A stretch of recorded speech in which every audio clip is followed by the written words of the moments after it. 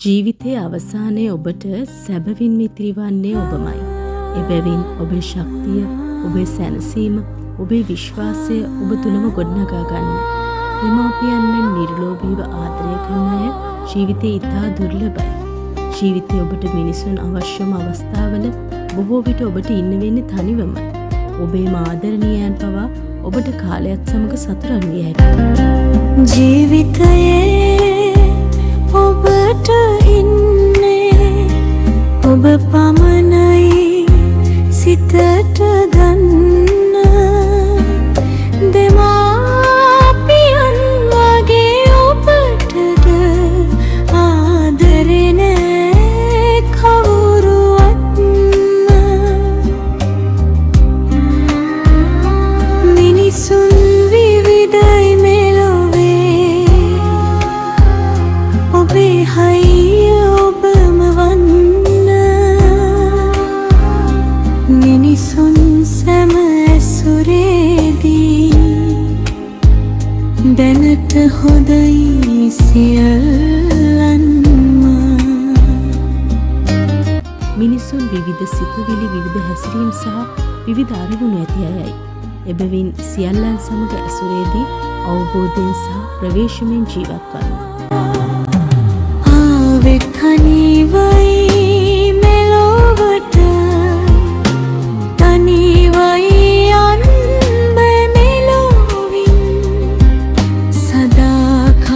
සදාකාලිකයි කියලා කිසිවක් නැත අපට ඉතින් හටලෝදම සැමට පොදුයි කම්පාවෙන්න එපා ඉතින් කොතරම් වැරදුනත් මින් ඔබට වැටෙන්න එපා ඔබ මනසින්. දුක් පීඩා, ප්‍රශ්න, තනිකම, පාළුව වැනි අවස්ථාවල ඔබේ හයිය ඇත්තටම ඔබයි. ජීවිතේ ගොඩාක් අමාරුයි. ඒත් ඒවට ඔබ මුහුණ දිය යුතුයි. සසරේ කල කර්මානුව